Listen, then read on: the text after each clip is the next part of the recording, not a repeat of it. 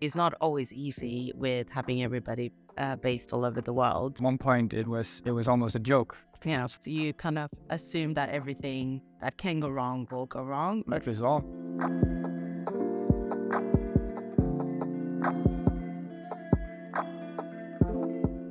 Hello, I'm Simon, founder of Hoy. Welcome to Hoy Life. Please welcome Maddie. Maddie, she is my partner in crime, my COO, and the person that runs Hoy together with me. Welcome. Thank you. Great to have this chat. Definitely. So, explain your strategy for keeping teams' operation services reliable and up to date. So, we're a completely international team, and we have a lot of people working remote, so sometimes it can be hard to keep track of it. So, how do you make sure that all the processes are in place and making such an amazing job as you always do? Oh, thank you. Yeah, absolutely. It's not always easy with having everybody based all over the world. We have a very flat hierarchy at Hoy, and it's really important for us to give the team autonomy and the flexibility to run with their tasks as they wish, but also ensure that the job gets done. So a couple of tools that I absolutely love and I would highly recommend are Monday and Slack. Slack is an obvious one. I think a lot of startups are using it these days. I just find it very useful to create different channels depending on the campaign or project you're working on and not getting lost in hundreds of emails. It's direct, it's quick, and it ensures efficiency. With regards to Monday, it's a project management tool. We have different areas in Monday for day-to-day runnings. We also use it for goal setting, monthly, quarterly, yearly for our team. It allows for cross communications between teams, which makes us work pretty seamlessly, I will say. So I think those are my favorite tools, which ensures like a smoother operations and communications between the teams. Yeah, definitely. I think communication is the key here, right? So Slack is absolutely a necessary tool for any business, in my opinion. Yeah. And also to separate business from private. So you ensure that all the communication that goes inside of Slack is relevant for getting the job done. Absolutely.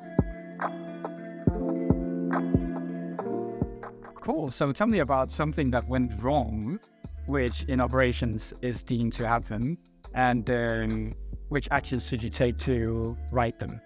Yeah, well, in operations, you kind of assume that everything that can go wrong will go wrong. In Murphy's Law, it does tend to happen.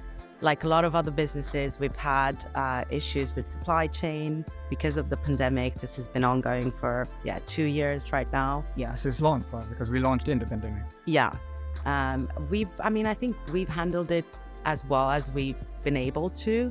We've obviously had some delays with orders, and what we try to do is tackle it from every team and ensure the best customer experience. The way we do that would be with very, very direct communications. We've done some videos with you, we send emails out. We have our customer experience manager, ensuring she's like communicating directly with the customers and on a very personal way. We try to offer express shipping when possible, a free gift when we can do that, or a refund if they're not willing to wait. So for us, as long as the customer is happy whether they proceed with their order or not, that's the most important thing for us, because we can't really avoid things going wrong. That's always going to happen. Yeah, true. But Murphy's Law is real life. Yeah. I think that we had some logistical issues at one point where it was during towards Christmas from Black Friday. Yeah. Where basically every single step of the journey, at one point it was almost a joke. Yeah. That's right, because it was like it can impossibly not go any more wrong now, and then a snowstorm hits. Yeah. Right? And then the cars can't go out, the trucks. Yeah. Yeah, it was unbelievable, but you're doing an amazing job of keeping everything running smoothly. So thank you so much. Thank you. And no, it's not just me. I mean, it's all of us in the team. We just have to work together. When we have a crisis or an emergency, we have a meeting, we all come together and figure out the best way to solve the issue. Yeah, definitely.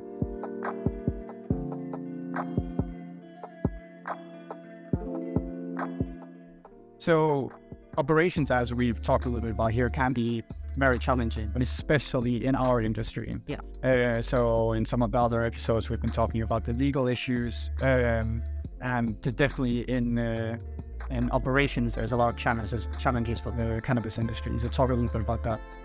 Yeah, so we are still penalized for being in this industry, which is, it's challenging, especially in 2022. You don't expect it to be like that. It's really because we don't make the food, we make the cutlery. Yeah. We have nothing to do with the plant itself. Yeah, absolutely. You are always placed in the bracket of basically legal substances in whatever way you're related to the hub. Yeah. So that can be anything from not being able to get certain payment gateways, the banking, advertising, a huge one really. So I think what we're trying to do as a business is create relationships with other businesses, with the suppliers that we work with, and act as professional as we can to showcase that we are a growing business. We are just like any other business. We're not what some people would expect to see related to cannabis, which is wrong and irrelevant, really. It's a stigma. Yeah, it is the stigma. Yeah. So I just think the more businesses that act in a professional way, together we can really change this around, and hopefully in a few years we won't have to be penalized anymore.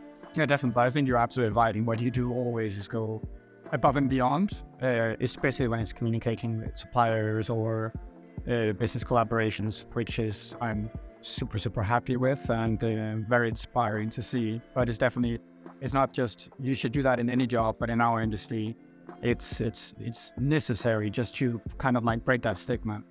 Yeah, no, and I've definitely learned a lot from you on that one, because one of the things you say about creating Clip and Curl and business was to break that stigma. Yeah.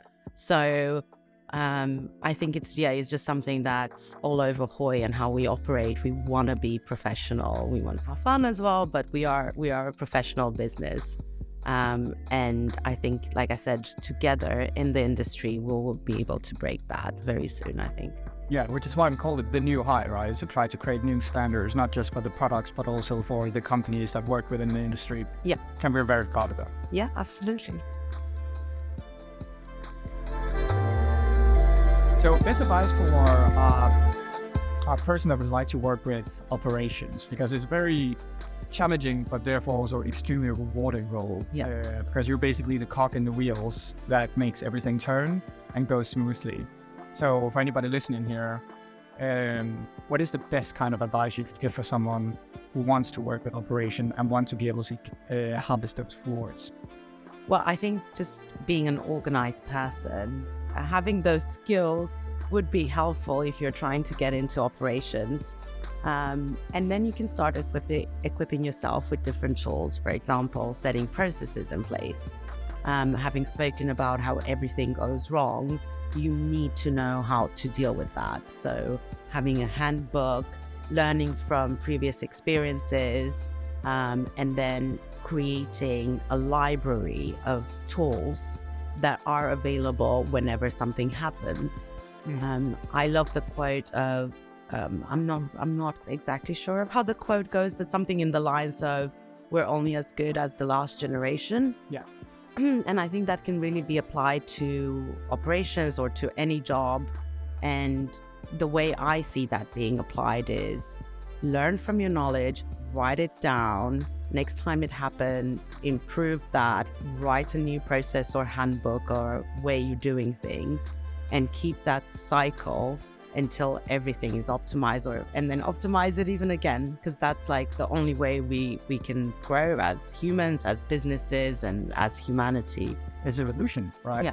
But yeah, it's absolutely true. So basically, if the generation before us doesn't pass on the knowledge, right? Like, we're not better equipped than they were in the Stone Age. We just have more knowledge being passed on to us. Yeah. So if we lost that, we would basically be back at the Stone Age. Exactly. So it's really about like writing down things. So if you want to be in operations, you should, I guess you should be a person that wants to gather and wants to grow, and wants to ensure that everything runs seamless for everybody else as well.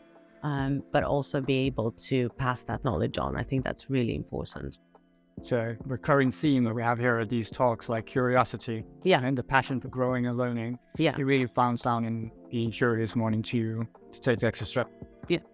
Cool. Well, thank you very much, Maddie. Thank you. Yeah, absolute pleasure and inspiration to be working not just with you, but alongside you. The feeling is mutual. Very good.